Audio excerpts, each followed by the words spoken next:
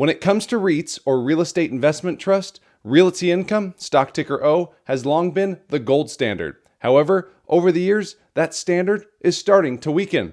Now, this video is no way meant to be an indictment to sell shares of Realty Income. However, if I'm looking to deploy new money, there's a number of other REITs out there that look a whole heck of a lot more intriguing from an income perspective, from a growth perspective, as well as a dividend and valuation perspective. And that's what we're going to look at today.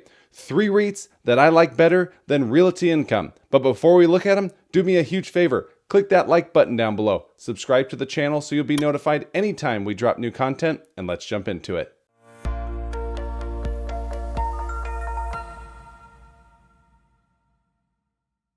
Hey everyone, Mark Roussin here, back for another video. As always, I'm a CPA and not a financial advisor, so please do not take this as financial advice. And before we begin, let me thank today's video sponsor, which is the Motley Fool. The Motley Fool has a ton of great resources and products available for investors of all different levels. And right now, if you go to fool.com/Mark,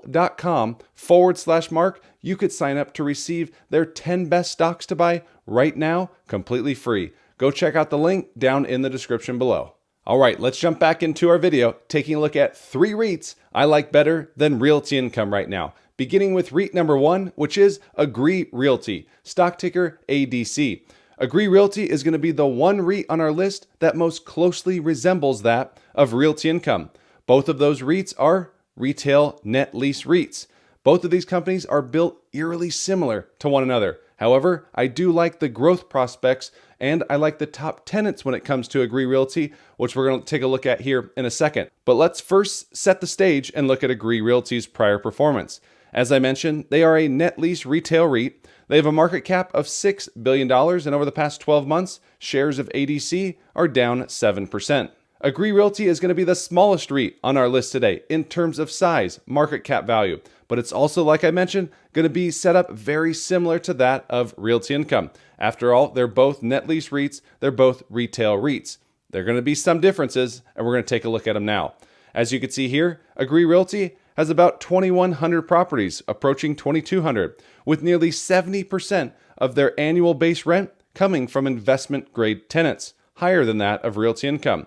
Looking to the right side of the slide, you can see some of these top tenants, which include the likes of Walmart and Tractor Supply, holding down the top, accounting for more than 10% of overall base rent.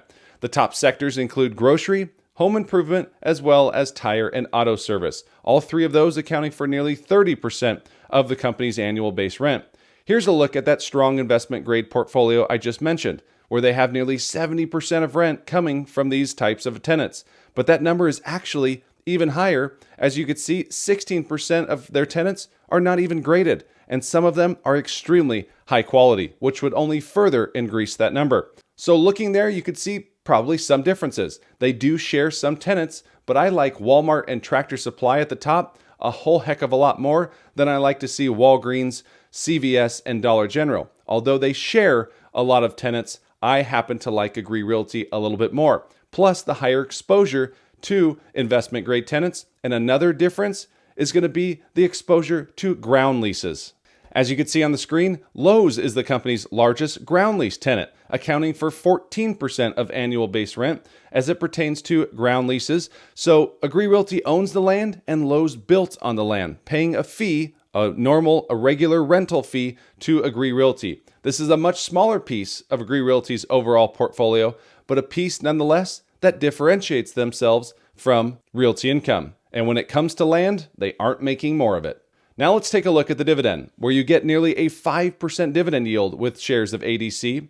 The 5-year dividend growth rate is 6.1%, and they have increased their dividend for 4 consecutive years. When compared to O has a slightly higher yield, but only half the 5-year dividend growth rate. Now for valuation, where we can see next 12 months AFFO of $4.12 per share, giving shares of ADC a price to AFFO of 14.6 times, which compares very favorably to their 5-year average of 19.9 times.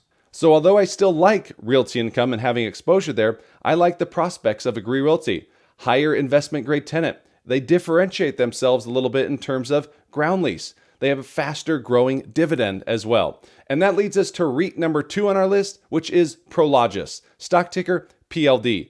And if you've watched any of my prior videos, you know that I love Prologis. Prologis is an industrial warehouse REIT, currently with a market cap of a little over $100 billion. However, over the past 12 months, like many REITs out there, shares are down 11%. The company recently reported their latest earnings results, which came in pretty solid. However, it was the forward guidance that had investors concerned. They were talking about potential tenants pausing on some of those new leases as they had concerns around the overall slowing of the economy, as well as concerns around higher interest rates. But when I look at that from an investor standpoint, that doesn't tell me that something is fundamentally wrong with Prologis. Those issues are near-term, short-term issues, which has me as a value investor looking to take advantage and invest in a high-quality REIT at a great valuation. Looking here, you can see that Prologis owns over 5,600 properties located all around the globe. So this REIT gives you exposure not only to the US economy, but also the global economy. As I mentioned at the start, Prologis is another way to play the growth in e-commerce. E-commerce sales account for roughly 18 to 20% of total retail sales right now. And when you look at brick and mortar tenants versus e-commerce tenants take up 3 times as much space. So as more and more companies and newer companies come in and want to go directly to e-commerce, these are more growth drivers, future growth drivers for the likes of Prologis. Speaking of tenants, as you can see, PLD's largest tenants are Amazon, Home Depot, as well as FedEx. Now let's take a look at the dividend, where PLD is in rare territory due to the structure of REITs in general. Not often do you find a REIT that has fast growth, fast dividend growth, that is. But when you look at PLD, they buck the trend.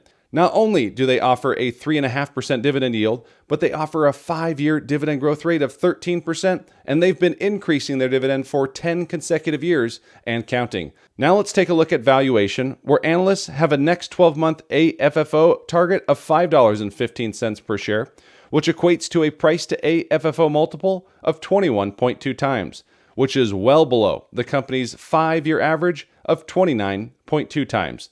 That is a higher multiple for a REIT, but again, this is a REIT growing its AFFO double-digit percentages each of the next few years as e-commerce continues to grow. And that leads us to REIT number 3, which is Equinix, stock ticker EQIX. This is actually my latest REIT addition to my portfolio. And for those of you that follow all my trade alerts on the Stock Investor's Edge, you already know this. But for those of you that don't track my positions and take a look at my portfolio, come check out the Stock Investor's Edge. We have a 7-day free trial where you get to see multiple portfolios. You can look at multiple deep dives that we do each and every week, earnings recap, as well as our market reaction reports every single week. It's free to join for the first 7 days. Check out the link down in the description below. Now let's get back to Equinix, where you can see that the company has a market cap of $75 billion.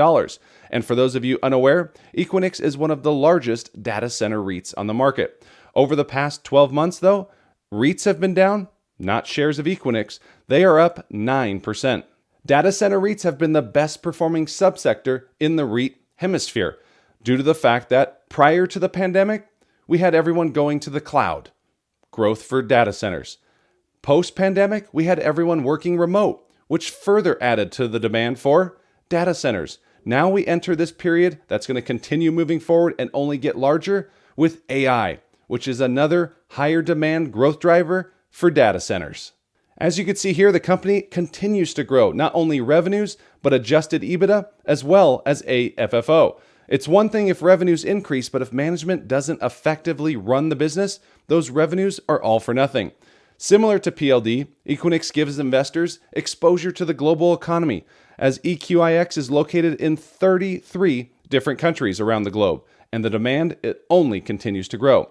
As the company has continued to perform well and generated larger amounts of free cash flow year in and year out, a good portion of that has been returned to shareholders in the form of dividends. As you can see here, the company has maintained a low payout ratio, but has also made a point to continuously grow its dividend.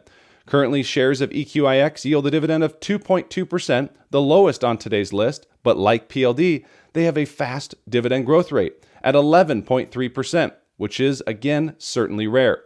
In terms of valuation, analysts are looking for the company to generate $35 even in AFFO the next 12 months, giving them a price to AFFO multiple of 22.3 times, which compared to their 5-year average is 26.5 times. So definitely looks quite intriguing from a valuation perspective. And when analyzing a company, you want to look back over the years. Does the growth rate today match what it's been over those past 5 years? Does the company deserve its 5-year average today? And when you look at it, there's not much change when it comes to Equinix. So when investing in shares of EQIX, you get a stable business, a growing business, a solid and fast-growing dividend. Oh, and you get it all at a great valuation. So there we just looked at 3 REITs. Although I still like Realty Income, I think there's a heck of a lot more upside when it comes to the likes of EQIX, PLD, as well as Agree Realty. Down in the comments section below, let me know which of these 3 REITs do you like best at today's valuation. And if you haven't done so yet, make sure you smash that like button down below, subscribe to the channel, and we'll see you in the next one. Take care.